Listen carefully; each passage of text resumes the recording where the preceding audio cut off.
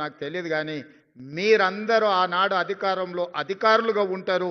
మీదే బాధ్యత. Telangana rising 2047 vision డాక్యుమెంట్ని ఈరోజు నిలబెట్టి ఆనాటికి కాపాడి $3 ట్రిలియన్ ఎకానమీగా ఈ తెలంగాణ రాష్ట్రాన్ని అభివృద్ధి చేసే బాధ్యత మీది. ఈరోజు మీకు ఇచ్చే బాధ్యత, ఈరోజు మీకు ఇచ్చే నియామక పత్రము, ఇది తెలంగాణ యొక్క బాధ్యతను మీకు అప్పజెప్తున్నాం. ఇది గాజు అద్దం లాంటిది, మీరు కింద పడేస్తే పగిలిపోతుంది. ఈరోజు తెలంగాణ గుండెకాయ సచివాలయంలో పనిచేయడమే కాదు, మారుమూల ప్రాంతాలలో మీరు పనిచేయబోతున్నారు. రేపటి నుంచి మా ఆడపిల్లలు అందరూ అత్తగారింటికి పోతారు. ఉద్యోగం వచ్చింది కాబట్టి పెళ్లి చేసుకొని వాళ్ళ జీవితంలో అత్తామామలు వస్తారు. మరి అత్తమామలనే చూసుకోవాలి, తల్లిదండ్రులను చూసుకునే బాధ్యత లేదా అని మీరు అనుకుంటే, ఈనాడు తల్లిదండ్రులు కొడుకైనా బిడ్డైనా సమానంగా చూసుకుంటారు. మా ఆడపిల్లలందరికీ నేను సూచన చేస్తున్నా, మీరు అత్తగారింటికి వెళ్ళిన అమ్మ నాయనను మంచిగా చూసుకోండి, మీరు బాధ్యతగా తీసుకోండి. ఇక మా సోదరులకు చెప్తున్న, కట్నాలు వస్తాయి, కార్లు వస్తాయి, అత్త మామ వస్తారు. ఇప్పటి వరకు ఉన్న అమ్మ నాయననేమో చేదవుతారు, కొత్తగా వచ్చిన అత్త మామనేమో తీపి అవుతారు. నేను చాలామందిని చూస్తున్నా. అత్త మామను మంచిగా చూసుకోవద్దని నేను అనను, మీ కట్టుకున్న సతీమణితోని మీరు బాగుండొద్దని నేను చెప్పను. కానీ మీరు అధికారులైందంటే మీ తల్లిదండ్రుల యొక్క కష్టము శ్రమ, వాళ్ళ రక్తాన్ని చెమటగా మార్చి మిమ్మల్ని భుజాల మీద మోసింది కాబట్టి ఇవాళ మీరు అధికారులు అయ్యింది. మీ తల్లిదండ్రులను మరవకండి, వచ్చిన ఊరును కన్న తల్లిదండ్రులను మరవకండి, మన నేపథ్యాన్ని మరవకండి. మీరు ఏ కుర్చీలో కూర్చున్నా మీ ఎదురుకు వచ్చి నిలబడి ఒక పేదవాడు మీ కళ్ళల్లో మీ తల్లిదండ్రులే ఒక అధికారి దగ్గర పోయి నిలబడితే ఏం పరిస్థితి ఉంటుందో మీరు అది ఒక్కసారి ఆలోచనలకు తెచ్చుకోండి.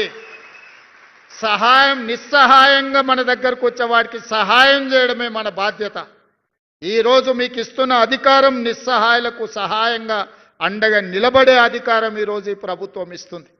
నేనైనా మీరైనా మనమైనా నిస్సహాయులకు సహాయం అందించడమే మన బాధ్యత. కన్న తల్లిదండ్రులను, పుట్టి పెరిగిన సొంత ఊరిని అభివృద్ధి చేసుకోవడం మన బాధ్యత. మీరు అంకితమవుతారని నాకు సంపూర్ణమైన విశ్వాసం ఉన్నది. మీ అందరి పట్ల నాకు నమ్మకం ఉన్నది. మీరందరూ పెద్ద ఎత్తున చప్పట్లు కొట్టి నాకు మాట ఇవ్వాల్సిందిగా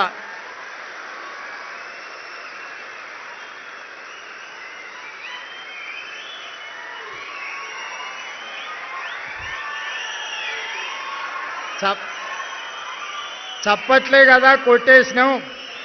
రేపటి నుండి సార్ చూడబోతారా అని మీరు అనుకుంటారేమో.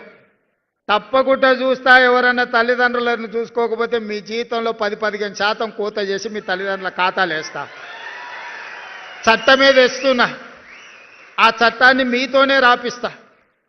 తల్లిదండ్రులను చూసుకోని వాళ్ళ జీతాల నుంచి 10-15% జీతంలో కోత విధించి మొదటి నాడు మీ అకౌంట్లో ఎట్లయితే జీతం పడుతుందో మీ జీతంలో నుంచి ఆడబిడ్డ అయినా మగబిడ్డ అయినా ఆ జీతం తల్లిదండ్రుల ఖాతాలకు పోయేటట్టు ఖాతా తెరిచి మీ జీతాలు మాత్రం అక్కడికి బదిలీ చేస్తా.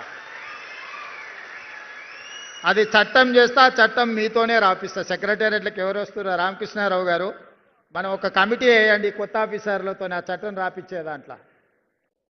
మళ్ళీ వాళ్ళు మాకేం తెలియదు అందులో ఏముందో అంటారు. కాబట్టి ఇందులో నుంచి సెక్రటేరియట్కి వచ్చే ఆఫీసర్స్ ఎవరైతే ఉన్నారో వాళ్ళతోనే ఒక గ్రూప్ ఆఫ్ ఆఫీసర్స్తో ఒక కమిటీ వేసి బేసిక్ డాక్యుమెంట్ వాళ్ళతోనే తయారు చేయించండి. అప్పుడు మేము చేసిన చట్టం ఖచ్చితంగా అమలు జరుగుతుందని వాళ్ళకి నమ్మకం వస్తుంది.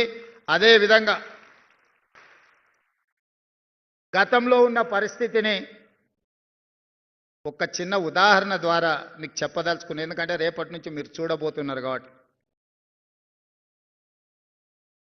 త్రిలింగ దేశం అని ఒక దేశం ఉండేది. ఆ దేశానికి రాజు చంద్రసేనుడు. ఆ చంద్రసేనుడికి ఓ కొడుకు ఓ అల్లుడు ఉన్నాడు, రామసేనుడు హరిసేనుడు. రామసేనుడికి ఒకటే కోరిక, ఎట్లన్నా చేసి చంద్రసేనుడిని ఆ కృష్ణుడి నుంచి దొబ్బి కింద పడేసి అందులో కూర్చోవాలి.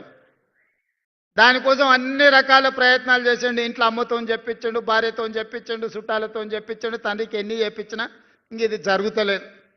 చూసి చూసి చూసి ఇక ఎక్కడ జరుగుతలేదని చెప్పి ఏం చేయాలని ఆలోచన చేస్తుంటే ఆయనకు హరకర వేణుగోపాలరావు గారిని ఒక పెద్ద మనిషి ఎదురైండు.